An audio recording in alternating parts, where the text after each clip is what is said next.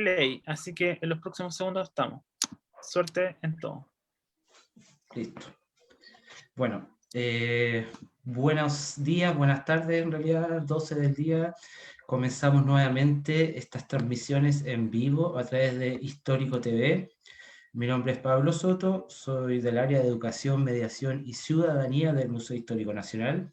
Y el día de hoy vamos a continuar con estas sesiones respecto a las constituciones políticas de Chile en diferentes periodos y sus contextos históricos. La idea de esto es recorrer a través del tour virtual todos los procesos históricos que se van llevando a cabo junto a estas redacciones de constituciones políticas de Chile. Y el día de hoy nos acompañan precisamente mis compañeros de área que se van a presentar también, así que adelante.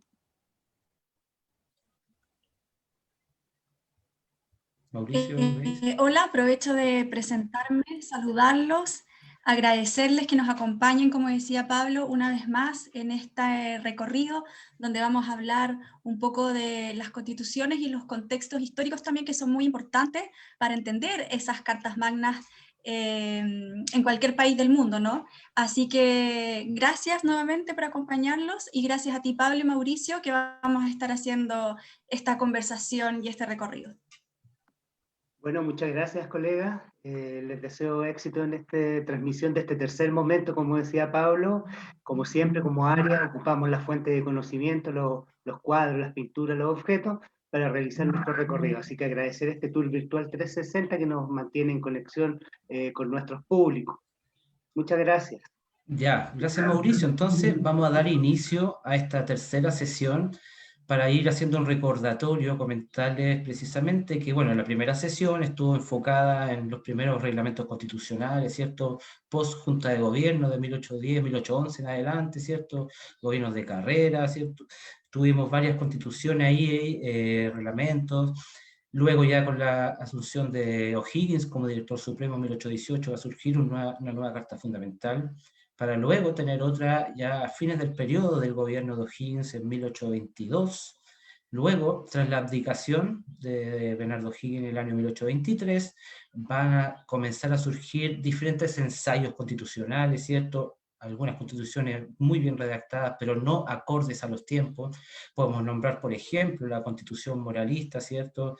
Las leyes federales de 1826, o sea, tenemos también la Constitución de 1828, que tenía un enfoque mayormente liberal, y precisamente todas estas corrientes políticas o ideologías o contextos que lo comentamos en la sesión anterior, post-abdicación de O'Higgins, ¿cierto?, va a dar inicio a este periodo precisamente como lo nombramos y siempre se nombra antiguamente, de la anarquía, de ensayos constitucionales, y todo esto va a culminar, como les decía, con la redacción ya de una carta magna muy importante, fundamental, ¿cierto?, del año 1833. ¿Por qué es tan importante? Porque va a estar por más de un siglo, casi un siglo, ¿cierto?, como siendo la carta fundamental del país, en un contexto en donde para llegar a la redacción de esta carta va a ocurrir, como les comentaban, muchos ensayos políticos, guerras civiles, y destacando precisamente la guerra civil que se va a dar en Chile precisamente en este contexto, 1829, 1830, bandos principalmente liberales y conservadores, bueno, Pipiolo o Pelucones también eran conocidos en esa época, que precisamente esta guerra civil finalmente va a culminar con la batalla del Ircay y el triunfo del bando conservador, encabezado por José Joaquín Prieto, quien derrota a don Ramón Freire, ¿cierto?, que está justamente por parte de los liberales, y finalmente esto va a llevar a que el bando conservador triunfe y se posicione precisamente ya como carta de gobierno, y va a asumir precisamente don José Joaquín Prieto. Y esto va a ser importante porque estamos hablando de un periodo que comprende más o menos de 1831 hasta 1861, si hablamos de estos gobiernos conservadores, pero luego tenemos ya un periodo de gobiernos liberales de 1861 hasta 1891. Y imagínense que ahora, solo en este momento, en este relato de constituciones, vamos a llegar hasta 1925. Por eso es que vamos a, lamentablemente, tener que omitir ciertos lugares, ciertos momentos históricos. Vamos a abarcar harto el recorrido. Es harta Bueno, información, pero precisamente la idea es ir hablando del contexto histórico que va acorde con estos momentos. Así que partimos hablando, como les decía. Pablo, parecen palabras nuevas, pero no es tan nuevo. Tú hablas de hubo convenciones. Bueno, se escribieron muchas constituciones durante este periodo. Bueno, por eso se le conoce hoy como periodo de ensayos constitucionales de aprendizaje político. Finalmente, bueno, fue impracticable la Constitución Federal, ¿cierto? Por dos motivos. Primero que nada, tenían desconocimiento del trabajo los políticos de regiones. Además, había muy pocos recursos. Entonces, en este momento se va a escribir la Constitución liberal, ¿cierto? El 28. Este contexto, ¿cierto? Y predominio de los liberales va a significar una pugna entre pelucones, como tú decías, y los pipiolos, como le llaman a los liberales. Es por esto que entre el 29 y el 30 se va a llevar a cabo esta guerra civil que culmina en Lircay en 1831, ¿cierto? Sí, 31. exactamente. O sea, claro, el 30 al 31 asume Prieto como presidente de la República, justamente gracias al triunfo en esta guerra civil. Y Grace, tú también conoces algo que ocurre después de este triunfo de Prieto, que tiene que ver justamente con la idea de redactar una nueva constitución y que tiene que ver con esto que había ocurrido antes, de Sí. ensayos de conservadores, liberales. ¿Qué va a ocurrir precisamente para poder generar esta famosa constitución del año 1833, que de hecho la podemos ver aquí en el panel? Que está siendo representada, ¿cierto? Sí, exactamente. Bueno, como tú decías, Pablo, este hecho es súper importante en lo que se llama la Gran Convención Constituyente, que es muy distinta, ¿no?, a lo que va a ocurrir hoy en día. El presidente José Joaquín Prieto, cuando asume, ¿no?, y hay este triunfo de los conservadores, él manda o decreta hacer una gran convención constituyente para poder, Redactarla. digamos, finalmente es lo que después nosotros conocemos como la Carta Magna de 1833.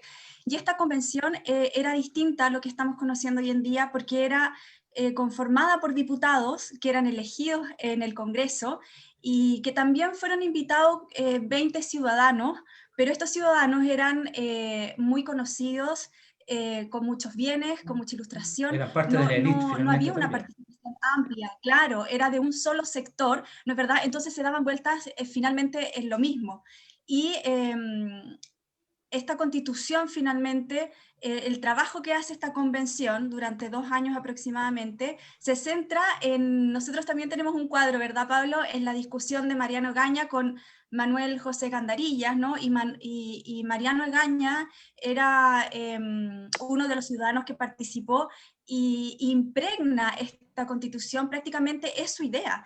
Lo que él quería era finalmente terminar con esa constitución que dice Mauri de 826, 28, 1828, sí. y, La liberal.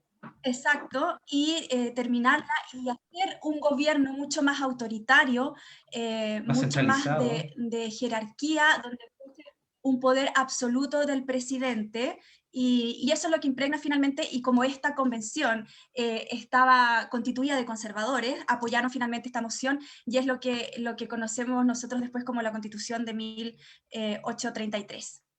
Sí, muy interesante lo que comentas, Grace, y precisamente aquí hay algunos objetos, cuadros que nos están mostrando las personas relevantes en este proceso. Por ejemplo, aquí mismo donde estoy yo ahora, es una mesa del Senado, un objeto justamente de esa época donde se va a redactar precisamente la Constitución de Chile. De hecho, podemos ver también en estos cuadros a José Joaquín Prieto, y un detalle, está a la par con un señor que lo está acompañando allá abajo, Mauricio. ¿Quién sería y por qué es tan importante este caballero que ya todos lo conocemos, ¿cierto?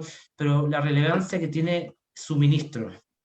Bueno, entonces las fechas se confunden un poco, pero corrijo, el IRCAI en 1830, ¿cierto? Una vez que finaliza y el triunfo de las tropas, ¿cierto? Del general Prieto, ¿cierto? Van a significar la derrota de Freire, por supuesto. Y bueno, en ese momento, como lo señalaba Grace, se van a realizar grandes convenciones constituyentes donde van a elegir la forma, esta nueva forma de gobierno, por supuesto, y la que van a elegir es una forma de gobierno donde la Constitución del 33 le da amplios poderes al poder al ejecutivo, ¿cierto? El poder ejecutivo en manos del presidente de la República, cargo creado en 1826 con las leyes federales. Además, ¿cierto? Va a existir mucha restricción para la votación, ¿cierto? En este caso Egaña, que es el que escribe el manuscrito, como dice Grace, hubo una pugna ahí con gandarillas y bueno, finalmente los conservadores que estaban a la cabeza con o'higginianos, con conservadores, eran los pelucones, ¿cierto? Y Portales fue una figura muy importante porque él estaba ligado al comercio. Recordemos que había recibido el estanco, se podría decir, este regalo del gobierno de Freire, ¿cierto? Que le entrega el estanco del tabaco, las cartas, y además era un tercer elemento, pero en aquel tiempo... sí, entonces imagínate, es como recibir una mina de plata.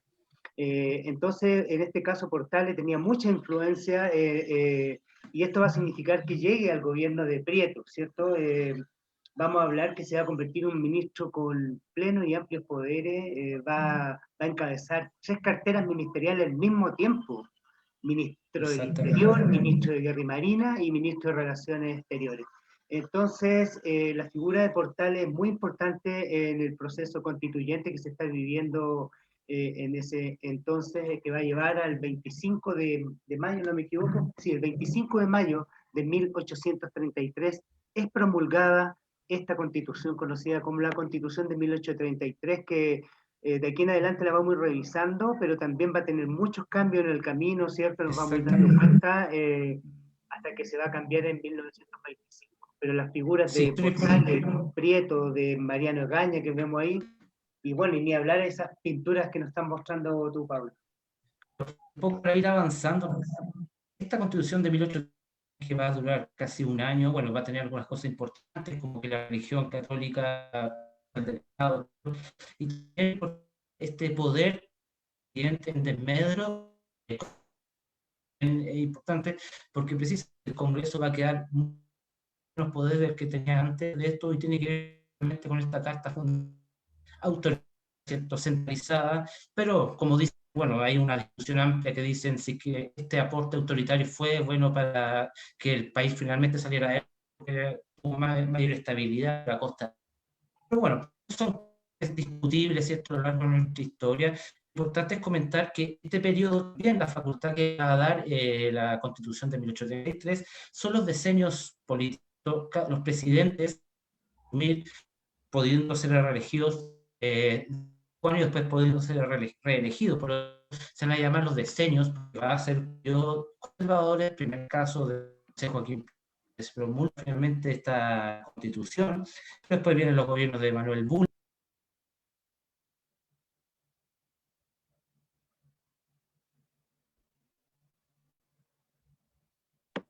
¿Qué pasó? ¿Se cayó Pablo? ¿Pablo, estás por ahí? Se cayó. Algo le pasó. Pero ahora voy a volver. Ahora sí. El internet nos pega esta falla. Pero Manuel Bulnes está hablando de este periodo de gobierno de 10 años. Está Prieto, después Bulnes, viene Marmont. Pero es importante en el histórico con relación a ¿cierto, Mauro? ¿Es que alguno quiere comentar respecto a esta guerra? Sí. Bueno, con lo que tú dices, claro, efectivamente hay un periodo, ¿no? De 30 años donde efectivamente está en el poder, por decirlo de alguna manera, todo este partido político o los conservadores. José Joaquín Prieto, Manuel Bulnes y Manuel Montt son los representantes finalmente de la Constitución de 1833. Por lo tanto, existe un importante control de la prensa y de las libertades, como comentábamos anteriormente. Se declara la guerra contra la Confederación Perú-Boliviana, donde Chile sale victorioso.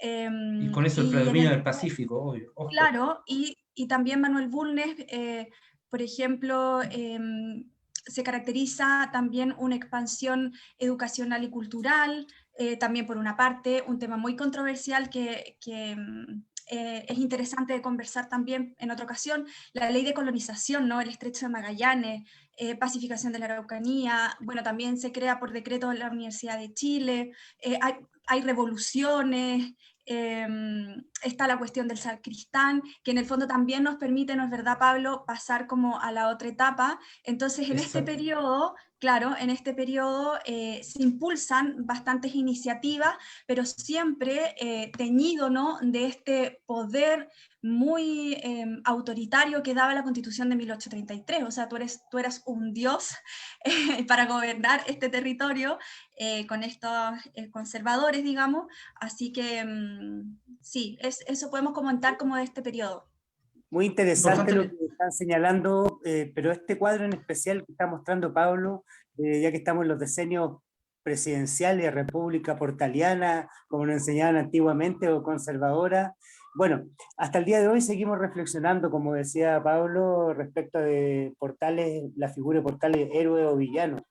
Pero también ocurren muchas cosas importantes, como decía Grace, y por ejemplo ahí tenemos el primer ciudadano civil convertido en presidente de la República. Manuel Montt encarna, ¿cierto?, este paso cívico de los ciudadanos, ¿cierto? Porque todos los anteriores, tanto como los capitán general, ¿cierto? Estamos hablando también de los directores supremos, y los primeros presidentes de Chile fueron militares. Entonces Manuel Montt es portador de esta característica para la República de Chile. Entonces, su gobierno, como decía Grace, no va a estar exento de problemas con la cuestión del sacristán, van a ocurrir muchos problemas políticos, pero lo importante es que hasta el día de hoy se reflexiona respecto a la figura de Portales y lo que va a pasar con esta República conservadora, ¿cierto? Sí, y esta Constitución. Mauricio, lo que comentaba el gobierno. Héroe villano.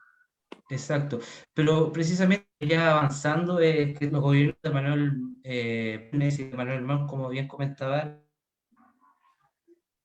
que nada por continuar esta cuestión del año 1810, pero va a surgir un código nuevo como el Código Civil, ¿cierto? O sea, a medida con esta nueva constitución centralista, autoritaria, de todas maneras, va bastante como la educación, ¿cierto? La ley de instrucción, porque es parte importante del Estado brinde educación gratuita o que garantice esta educación para sus ciudadanos. Por lo tanto, son muchos aspectos interesantes que estamos de este periodo. Un poco lo que tú comentabas, la cuestión del sacristán, que precisamente va a paso también a estos tipos que van a surgir entre el donde precisamente ciertos personas conservadores van a precisamente por la Iglesia Católica y también va a propiciar a reformar precisamente esta Constitución del año 1833. Uno dice que es una Constitución que rige por casi un siglo, pero lo interesante es que tiene muchas reformas y muchas interpretaciones a lo largo de este siglo. Por eso es que es un periodo muy relevante y que tiene también que ver con otras cosas, aspectos económicos, ¿cierto? Valparaíso, algunos descubrimientos de plata, muy interesante, Mauricio. ¿Qué podríamos comentar de eso? Bueno, mira, el contexto en general es un país empobrecido, las guerras de la independencia nos dejaron mal. En 1822 O'Higgins pidió un préstamo, una deuda externa, nos dejó, ya que le pidió a Inglaterra más de 100.000 libras esterlinas. Chile no pudo pedir préstamo hasta ya pasado, el mediado del siglo XIX, pasado 1850, ¿cierto? Y el golpe de suerte de José Joaquín Prieto, de Prieto, fue Chañarcillo. Sin lugar a dudas, Chañarcillo, este mineral de plata, bueno, y Valparaíso, que está mostrando ahí mi colega, bueno, Valparaíso es la capital económica de Chile, ¿cierto? Recordemos que Portales tenía todos sus contactos más importantes ahí precisamente en Valparaíso. Así que muy importante el aspecto de Valparaíso, porque siempre las mercaderías, Chile va a ser un país exportador de salitre, va a ser un país exportador, ¿cierto?, de materias primas, como el cobre, ¿cierto? Y bueno, Chañarcillo es un mineral de plata. ¿Cuál es lo interesante? Que al ser descubierto en 1836, ¿cierto?, va a significar que el gobierno de Prieto recibir un alivio a las arcas fiscales. Y bueno, y también relata un poco la vida miserable de estos buscones que andaban buscando por aquí, por allá, y como no sabía leer y escribir, y lamentablemente Juan Godoy, que es el que ¿Quién descubre descubre? este mineral, va a ser recordado en la historia de Chile como el que no inscribió su nombre en la mina, pues fue inscrita por la familia Gallo, ¿no es verdad, colega? Exactamente, ahí justamente un tema interesante que tiene que ver también con la educación.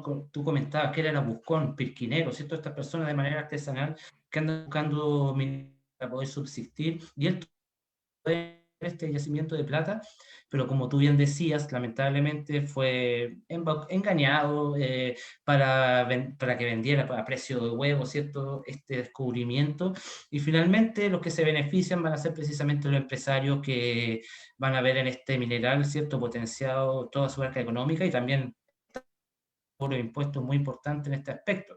Así que estamos viviendo un contexto, como bien decíamos, de muchos cambios políticos, corrientes ideológicas. El liberalismo se está en este mediados del siglo XIX en adelante, pero seguimos aún con esta misma constitución que nos está rigiendo desde el año 1833. Por lo tanto, yo ir avanzando mientras me van comentando precisamente este periodo que tiene que ver con estas reformas liberales. Avanzando.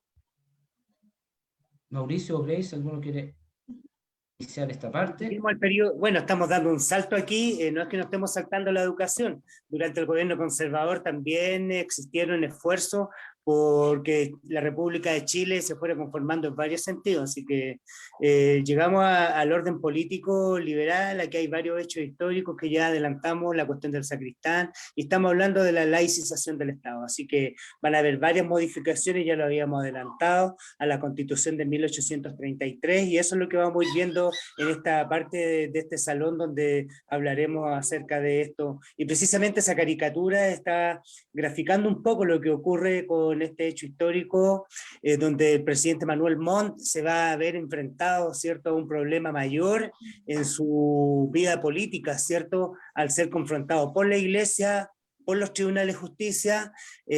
Bueno, esto significó un quiebre al interior del orden conservador también, por lo que se va a ocurrir una transición hacia el orden liberal.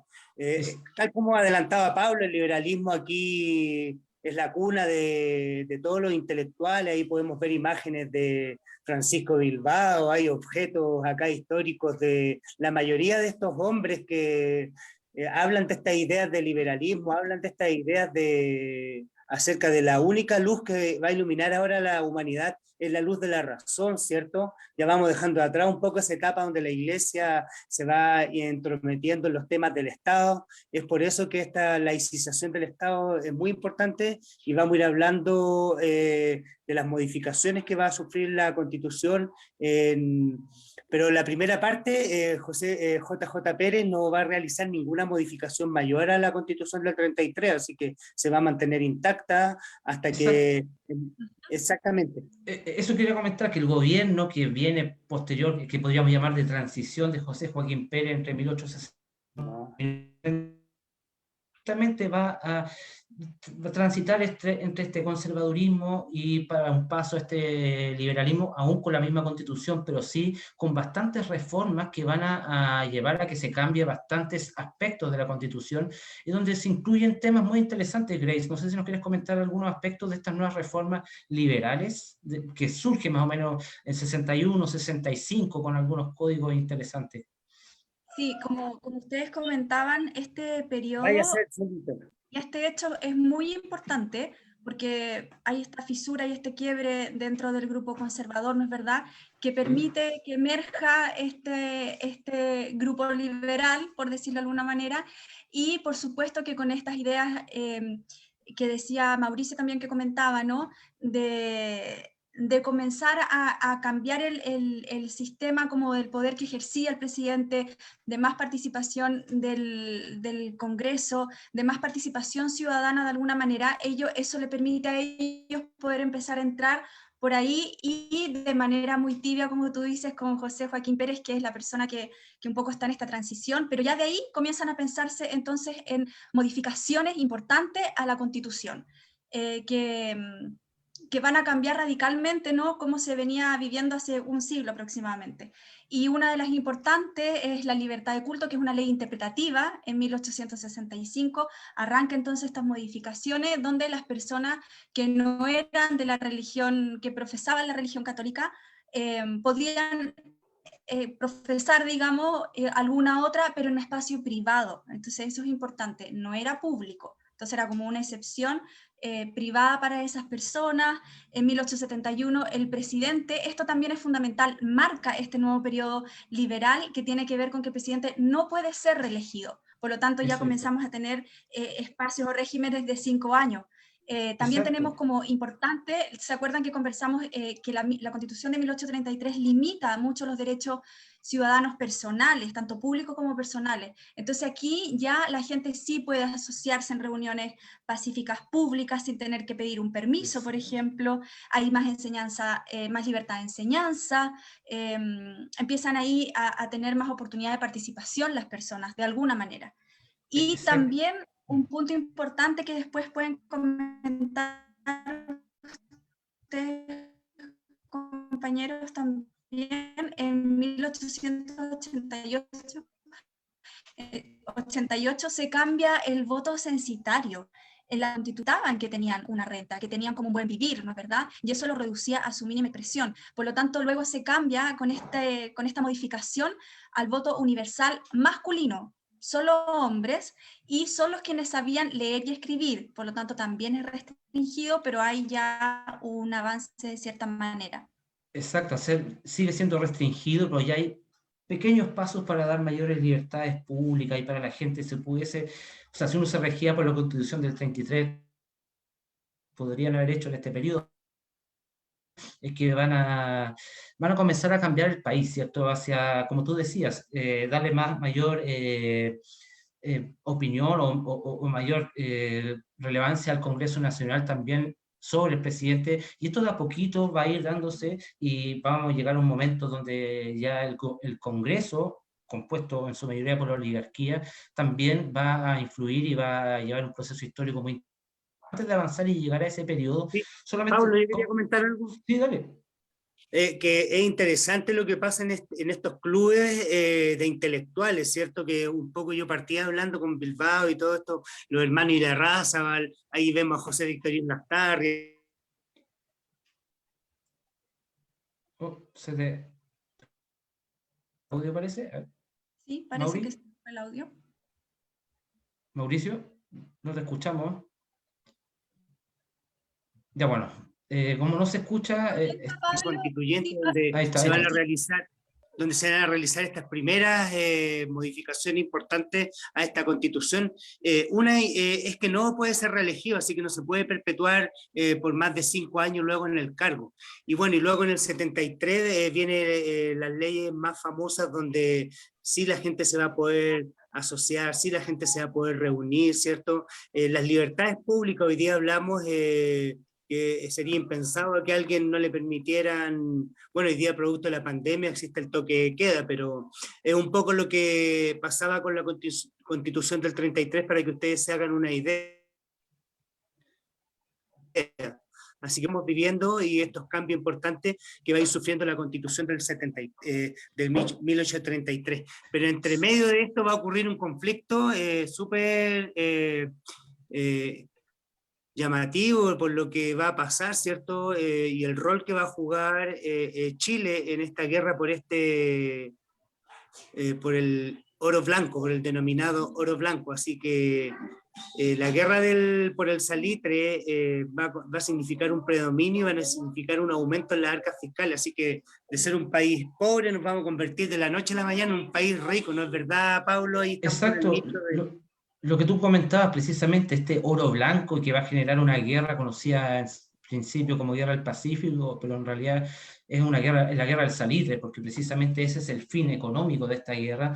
Precisamente va, tras el triunfo obviamente de los chilenos, va a la anexión de nuestros territorios, y son territorios riquísimos en todo este material, muy, muy importante, y que va a llevar también al enriquecimiento no solamente del Estado, pero también de muchos incluso empresarios o oligarcas que son parte del Senado, del Congreso, y aquí es donde este punto es interesante nombrarlo, porque el Congreso está compuesto casi en su gran mayoría por la oligarquía, y van a seguir enriqueciéndose, y eso va a significar que las leyes van a comenzar a legislar en favor de ellos, en beneficio de eso. Si uno puede hacer esos cambios, como la política no cambia desde un periodo hasta incluso el presente, en el sentido de que cuando hay un Congreso compuesto donde hay intereses, hay una oligarquía que tiene mucho poder, obviamente que ciertas leyes o presupuestos van a ir legislando en favor de sus propios intereses. Lamentablemente se ha dado a lo largo de la historia y no ha cambiado bastante tampoco, así que es como... que finalmente son, a pesar de los periodos históricos, de las ideologías, finalmente cuando significa arreglarse por los intereses económicos propios, lamentablemente es algo que no ha cambiado. Sí, Pero igual es interesante lo que tú mencionas, porque tanto acá en el nicho del salitre como en el nicho del carbón son las mismas realidades. Oligarquía, de hecho, si la buscamos en el diccionario, significa el gobierno de unos pocos, y bueno, y es así porque solamente pueden votar los que tienen bienes. Cuando hablamos de voto universal, estamos hablando de que solamente los que sabían leer y escribir, con tasas altísimas de analfabetismo, estamos hablando de que va a seguir siendo el gobierno de unos pocos que legislan hacia ellos. Pero en estos asentamientos mineros, donde están estos proletariados mineros, van a ser los lugares propicios, el caldo de cultivo, como dicen los historiadores, para que se generen los primeros movimientos obreros sindicales que van a acercar políticamente a la clase baja a lo que está pasando en el país. Exacto, mira, un poco para ir complementando y ya avanzar, porque nos queda todavía un poquito más avanzar hacia el siglo XX, un poco resumir esto, claro. Estamos hablando del periodo primero de gobierno, bueno, 1833, la constitución política que va a regir por todo este periodo, gobiernos conservadores, ¿cierto? Gobiernos liberales, y aquí en estos gobiernos liberales, más o menos, hay una seguidilla de presidentes, como muy bien ustedes decían ambos, ya no van a ser 10 años, sino que van a ser 5, por nombrar algunos, claro, Federico Errázuriz Zañartu, Aníbal Pinto, Domingo Santa María, y el gobierno de José Manuel Balmaceda, que precisamente este gobierno va a rebalsar la gota del vaso, en el sentido de que este conflicto que está surgiendo entre la figura del presidente y el Congreso va a finalmente a explotar bajo el gobierno de don José Manuel Balmaceda. ¿Por qué? Acá hay algo muy interesante que no sé si alguno de los colegas me quiere contarnos, o principalmente contextualizar, es que el Congreso Nacional, como les comentaba anteriormente, compuesto en su mayoría por la oligarquía, va a comenzar a cuestionar ciertos presupuestos del presidente Balmaceda, ¿cierto? Y estamos hablando de un periodo donde el Congreso está compuesto, como yo decía, por la gran mayoría de oligarcas. Grace, ¿tú no quieres comentar algo de este periodo, un poquito, algunos datos, algunos detalles que quieran dar? Dale. Sí, dale, para entender un poco, sí, no sé si se me escucha bien, pero Sí. para entender un poco lo que tú estás explicando y para pasar como de un periodo a otro, como tú decías, bueno, hay un evidente conflicto, ¿no?, entre el poder ejecutivo y el legislativo, donde el legislativo o el Congreso veía un poder incontrarrestable del presidente de la República, por lo tanto no le permitía, digamos, hacer lo que quisieran, y se veía muy disminuido en su poder, por decirlo de alguna manera. Esas grandes crisis, porque finalmente, con la guerra que ustedes comentaban, la guerra del salitre, y el presidente Balmaceda, lo que pasa ahí es que esto se agudiza porque las riquezas que venían del salitre, de la venta y explotación, eran enormes. Por lo tanto, las personas que más se veían beneficiadas por eso no estaban de acuerdo con financiar el programa de Balmaceda con ese dinero, ¿no es verdad? Entonces ahí Balmaceda pierde como el apoyo del Congreso, y finalmente empieza esta pugna que culmina con cuando el presidente quiere no presentar su presupuesto para el próximo año.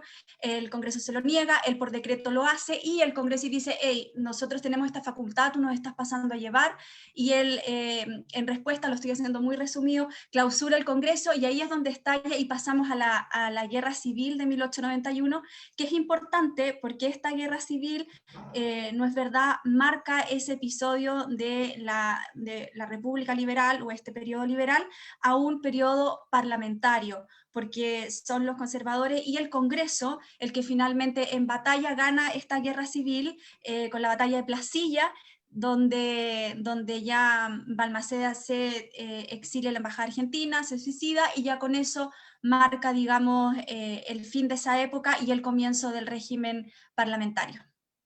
Sí, y un poco para complementar lo que decía Grace, Mauri, al tiro te doy la palabra, precisamente que todos estos conflictos entre el mismo ejército, perdón, el gobierno y el parlamento va finalmente a llevar que se también metan la armada y el ejército, algunos tomando algún bando y otro, pero precisamente una de las excusas para propiciar la guerra es no seguir la Constitución, es porque el presidente no se rige por la Constitución, y una excusa para que precisamente el Senado busque la forma para llevar a cabo esta guerra civil finalmente, que es lamentable para Chile porque las pérdidas humanas son muy grandes. De hecho, en este panel podemos ver, ¿cierto?, esta imagen que nos muestra un poco lo que son las batallas de Concón, de Placilla, ¿cierto?, una guerra civil muy sangrienta que finalmente, según algunos datos, dicen que los muertos alcanzan incluso el nivel de la guerra del Salitre, y estamos hablando de una guerra civil, una guerra interna, por conflictos precisamente de la oligarquía, pero finalmente los que van a la batalla, los que pelean,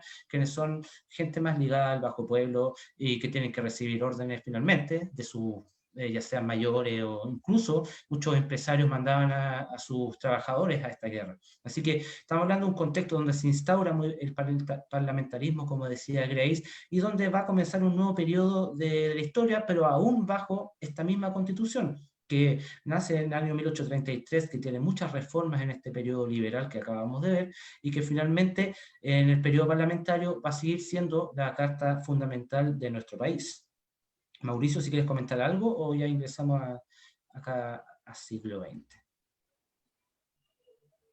Mauricio, ¿no? No, adelante. Ya, vamos entonces a continuar. Estamos hablando de estos periodos de la historia, como yo les repito, nos hemos saltado bastante información muy relevante de este periodo, del contexto histórico de Chile, en este siglo que estamos viendo entre 1833 y 1925, y que involucran constituciones, pero precisamente lo que estábamos hablando ahora tiene que ver con este periodo, ya a fines del 19, principios del 20, donde están ocurriendo muchas cosas a nivel mundial. Como bien comentaba Grace, el gobierno de Balmaceda va a ser un gobierno que va a impulsar precisamente el presupuesto, mayor presupuesto. La disputa de este presupuesto era principalmente para mejor educación, ¿cierto?, mayor infraestructura para los ciudadanos, pero todo se va a ver lamentablemente terminado con esta guerra civil de 1891 y la instauración del parlamentarismo. Y precisamente acá hay algunas fotos, por ejemplo, esta, no sé si Mauricio le gustaría comentar, una foto que está mostrando precisamente a este sector social que rige el Parlamento, que finalmente se ha también enriquecido con la venta salitrera. Sí, bueno, para todos los que nos están escuchando, hablábamos de este quiebre inconstitucional donde el Parlamento increpa al presidente de la República. Entonces, estas pugnas entre estos poderes del Estado, tanto el poder ejecutivo como el legislativo, va a llevar a esta lamentable guerra civil, ¿cierto?, donde Pablo lo señalaba muy bien, los muertos superan a los caídos durante la guerra por el Salitre, y vamos a ingresar a este periodo donde estos señores ingresando con sombrero de copa, vestidos de frac, es lo que nos está graficando que está pasando en el periodo, ¿cierto? Es una oligarquía, está gobernando para ellos, ¿cierto? Entonces esta oligarquía es indolente a los problemas sociales, porque digamos que hoy día sería impensado que nuestra sociedad no tuviera peticiones sociales, ¿cierto?, respecto a vivienda, educación, etcétera. Bueno, en aquel tiempo no se legisla nada de eso, estamos dejando de lado y estamos celebrando el centenario con bombos y platillos. Así que está muy bien dicho, estamos en una crisis moral de la República, estamos en una transición difícil en este siglo XX, el XIX ya nos había traído muchos problemas con esta guerra por el Salitre, ¿cierto?, y luego esta guerra interna con la guerra civil, que estamos profundizando la crisis. despectivamente se conoce en los libros de historia como la cuestión social, o sea, le ponemos comillas y le damos el título de cuestión, o sea, una cosita chica, pequeña. O algo que está molestando, realidad, claro, algo que está molestando los intereses de estas personas. Y precisamente lo que dice Mauricio, es que estamos en este contexto en donde hay una crisis moral, pero también una belle époque chilena, como podría comentarse, ¿cierto? Porque precisamente hay un sector social que se está enriqueciendo más de lo del dinero que tenían, gracias al oro blanco como el salitre, pero también otras empresas, pero el Estado también está aumentando sus arcas fiscales precisamente por el cobro de impuestos en el contexto salitrero, pero hay un sector social, nuevamente, como bien decía Mauricio, que está siendo postergado por los años y años y sin tener voz ni voto, y por eso es importante el surgimiento en este contexto. Ya así antiguamente conocíamos, por ejemplo, los liberales, los conservadores, los monbaristas, ¿cierto?, estanqueros, personas todos ligados, claro, a las élites. Vamos también a tener nuevos partidos políticos que van a representar a los sectores sociales más desposeídos. Podemos partir a fines del 19 con el Partido Democrático, que podríamos decir que es el primer partido que representa a los trabajadores, pero ya luego surgen, bueno, un poquito después, ¿cierto?, lo que después se conoce como el Partido Comunista, sino que a fines o sea, a mediados de la primera década de 1910, ¿cierto?, todos estos partidos políticos se van a agrupar a través de trabajadores, van a surgir figuras como Luis Emilio Recabarren, y que finalmente van a llevar a fundar partidos políticos que van a representar a los trabajadores en un contexto de parlamentarismo, de constitución que tiene muchas reformas, pero que aún no logra llegar a todos los ciudadanos, y precisamente lo importantísimo de una carta fundamental es representar a los ciudadanos y no los intereses propios o particulares. Por eso es que es interesante hablar de este proceso de la cuestión social, donde hay lamentables hechos, como todos conocen, la matanza de Santa María de Iquique, la matanza de obreros portuarios, ¿cierto?, la huelga, diferentes huelgas que van a surgir en este contexto, que finalmente van a hacer que la clase política ya no pueda hacer oídos sordos, ¿cierto?, a lo que está ocurriendo. Y en este contexto también va a surgir la figura de un candidato presidencial que se llama Arturo Alessandri, quien va a escuchar un poco, sabiendo también que proviene también de un sector social perteneciente a la élite, pero va a ser la voz de los trabajadores, de las clases medias, en búsqueda de un cambio ya que vuelva al país a un contexto de un presidencialismo que represente más a las personas. Así que vamos a ingresar a este salón, precisamente, que se llama Las Esperanzas de Cambio, y tiene que ver con esto, con lo que les comentábamos, ¿cierto? Esperanzas de cambio, ¿cambio de qué? El cambio de que el poder no esté solamente en un Congreso, de que el presidente tenga mayores atribuciones y que represente finalmente a su querida chusma, como le decía este señor, ¿cierto? Mauri o Grace. Exactamente. No sé si Grace quiere partir antes que yo. ¿Sí? No escuché muy bien, pero me imagino que sí. Sí, ¿no?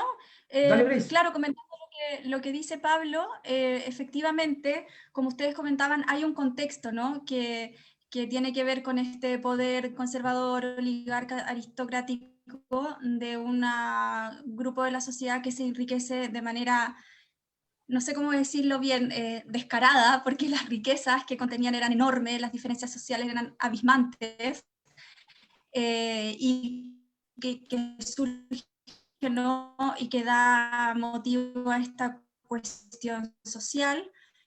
Entonces hay un país, ¿no?, donde está esta situación y que en un punto ya no da más, donde aparece figura, ¿no es verdad?, de Arturo Alessandri, donde de alguna manera se puede ver que puede existir algún cambio, que otros partidos, otras partes de la sociedad también pueden tener participación, y sobre todo porque Arturo Alessandri Palma, a pesar de que tenía buena situación económica, etcétera, él tenía cierta sensibilidad social. Él, en su memoria, él habla sobre las habitaciones obreras, por ejemplo, denuncia las condiciones en que vivía esa, como lo que está pasando hoy en día también nosotros, estallido social, pandemia, se empieza a poner en la mesa la problemática y de cómo solucionamos esto porque ya no da más. Entonces, Alessandri emerge como esa figura. También lo utilizaron como el león de Tarapacá con sus discursos, ¿no? Ante las masas, ¿no es verdad?, en el norte, y por lo tanto todo esto empieza a generar la necesidad de parte de él también y de otros sectores, por supuesto, de quizás ya revisar esta Constitución de 1833 que no respondía y que no daba soluciones y no representaba lo que se estaba viviendo y lo que necesitaban en ese momento. Entonces, ¿no es cierto, Pablo? Viene Sí. y Mauricio. Aquí quiero complementar lo que tú dices muy bien, Grace, hablaste de estallido social. Para que los que nos están escuchando hagamos una analogía histórica que calza perfectamente. Estamos hablando de que un estallido social nos va a llevar a construir una constitución hoy en día. En esta época estamos hablando que todos estos problemas que hablamos anteriormente de la cuestión social, del poder de la oligarquía y la figura de Alessandri, que va a ser como las esperanzas de este cambio, van a llevar al cambio de constitución. Pero también hay un hecho histórico que ocurrió el 3 de septiembre de 1824, que fue el conocido Río de Sable, ¿cierto? Es muy importante, encabezado por el general Ibáñez. Nuevamente aparecen los personajes del ejército en la vida civil, por llamarlo de alguna manera, y en pleno congreso hacen sonar sus sables, por eso se le conoce como el ruido de sables, y se van a llevar a cabo en 2 días una serie de reformas constitucionales, principalmente laborales. No existían Las leyes laborales, claro. Así que los trabajadores eran obligados a trabajar más de 15 horas en algunos casos, no existía descanso dominical. Entonces esta ley de, por ejemplo, las 8 horas, la ley de la silla, la ley de descanso dominical, son la antesala de lo que se viene, ¿cierto? Estas masas salen ya a la calle, ¿cierto? Pidiendo el cambio de sistema, el cambio de forma, porque estamos en parlamentarismo, o sea, no existe el poder ejecutivo y no existe tampoco el judicial, es el Congreso que decide todo, así que... Y complementando lo que comentas del ruido de sables, que va a ser un momento histórico muy importante porque finalmente va a ser a través de esta intervención militar, donde va a ser un joven, Carlos Ibáñez del Campo, va a ser partícipe también de este proceso, van a finalmente a demostrar que los militares están dispuestos a actuar si es que el Congreso sigue teniendo esta actitud, claro, contraria al gobierno, de no querer aprobar, porque acuérdense que Alessandri, a pesar de que tuvo intenciones de aprobar ciertas leyes laborales, el Congreso se lo hacía imposible, y este movimiento precisamente del ruido de sable va a marcar un periodo y dar el camino, abrir el camino para esta nueva constitución, como bien comentaba Mauricio, la constitución del año 1925, muy necesaria en el contexto histórico que estamos hablando, como decían, ¿cierto?, donde el Congreso tiene todo el poder, el presidente está reducido, ¿cierto?, a pequeñas cosas. Esa es la diferencia que tiene, por ejemplo, Alessandri en su primer gobierno, porque su primer gobierno finaliza con la primera constitución, con la constitución del 25, pero en su segundo gobierno va a ser todo diferente. Por eso es importante comparar ambos gobiernos al contexto histórico que estamos viviendo. Y precisamente también, esa Pablo, ahí, lámina, ¿sí? Mira, ahí me muestra esa lámina, justo la quería comentar porque Eso. En una época de internet hoy en día donde tenemos el acceso a imágenes de máxima resolución, en aquel tiempo las personas accedían a este tipo de humor, ¿cierto?, que son caricaturizados los personajes históricos, en este caso el presidente, una mujer que representa a la República de Chile. En el suelo, en el piso se observa un viejo como gamulán que usaba esta mujer, que es el antiguo régimen parlamentario, ahí sale escrito régimen parlamentario, y precisamente le está poniendo un nuevo gamulán, mucho más nuevo, que dice régimen representativo. Eso es lo que buscó la Constitución del 25, que vamos a ver en la siguiente, en el cuarto momento constitucional. Estamos llegando como ya al límite. Hoy día vimos un recorrido casi corriendo por muchas partes. El internet a veces no nos ha acompañado un poco, pero ahí vemos frente a su chusma, como dice Pablo, al león de Tarapacá. Sí, Mauri, un poco para ir complementando esta reacción de esta nueva constitución del año 25, que se va a profundizar más ya en la próxima etapa, que ya tiene que ver con... Pero sí comentar de que unas cosas importantes que surgen desde esta nueva constitución es la separación de la Iglesia y del Estado. Acuérdense que los mismos problemas que surgen a través de las reformas liberales, se va a terminar todo vínculo estatal con la Iglesia Católica en esta Constitución, año 25. O sea, estamos hablando de un largo periodo donde la Iglesia va a jugar un rol muy, muy importante. Otra cosa importante también, el sufragio universal para ciudadanos mayores de 18 años, cosa que todavía solamente los hombres, bueno, igualdad ante la ley, derecho de propiedad, diferentes cosas que van a ir tomando lo bueno de las constituciones anteriores, pero también poniéndolas hacia el contexto histórico que estamos viviendo en un siglo XX ya, donde hay muchos cambios, donde las clases sociales, los trabajadores, las clases medias quieren tener representatividad, como decía justamente esa lámina. Por lo tanto, estamos hablando de un periodo de bastantes cambios, pero que culminan con esta Carta Magna del año 1925, Constitución, y que lamentablemente ya estamos por finalizando esta visita. Yo sé que fue muchos periodos, muchos contextos históricos que acabamos de hablar, por lo mismo nos faltó nombrar muchas cosas. Si alguien ahí tiene alguna duda, alguna cosa, lo puede preguntar, pero lo interesante es eso, un largo periodo histórico de cambios políticos que van a finalmente hacer cambios por estas constituciones que van a regir al país. Y en este caso, la del 25 va a ser gran parte del siglo XX hasta ya la época de la Constitución del año 80, en la dictadura de Pinochet, ¿cierto?, que va a hacer otro cambio definitivo a esta Carta Fundamental, y que precisamente en el presente estamos en un contexto de cambio nuevamente de esta Carta. Así que, por mi parte, me despido. No sé si Grace o Mauricio quieren hacer algún comentario antes ya de finalizar y dejar invitados, obviamente, para la próxima sesión. Le doy la palabra a Grace. Ok, gracias Mauricio.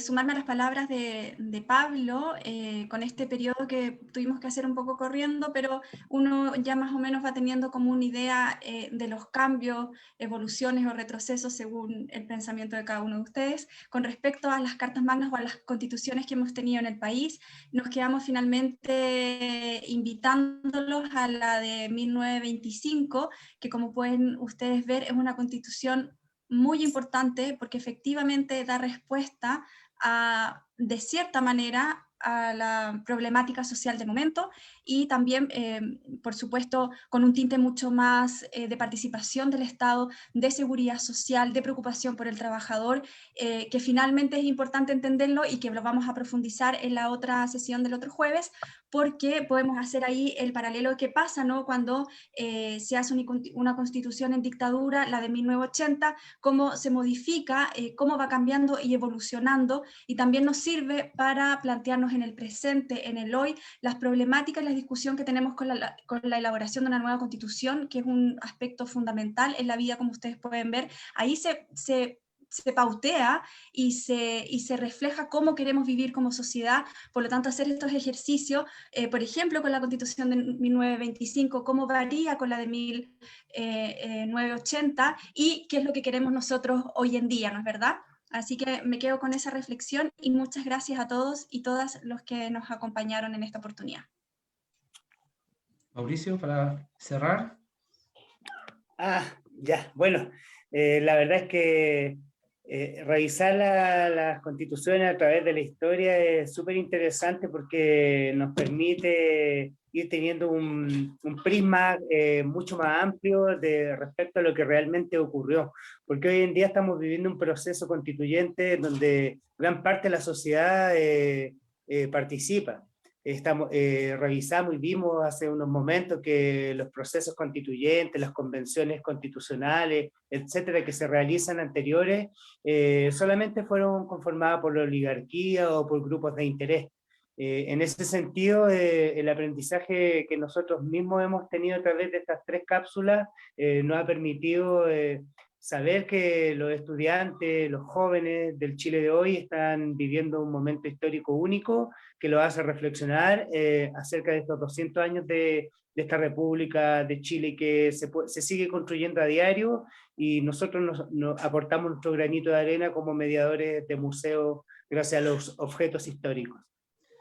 Bueno, muchas gracias Grace, Mauricio, a la gente que nos vio, nos escuchó. Recordemos, si alguien no lo pudo ver, van a quedar alojados en el YouTube del Museo Histórico Nacional, también en el Facebook del museo. Y eso, por parte de nosotros del área educativa, agradecer también a los auditores, a todos los que participaron, y sigan atentos a nuestras redes. Cualquier duda, al correo educativo@mhn.gov.cl y ahí nosotros los vamos a poder ayudar en lo que necesiten. Así que gracias a todos y a todas, compañeros, que les vaya muy bien y nos vemos para la próxima sesión de Histórico TV. Que estén bien. Adiós. Chao. Chao. Chao.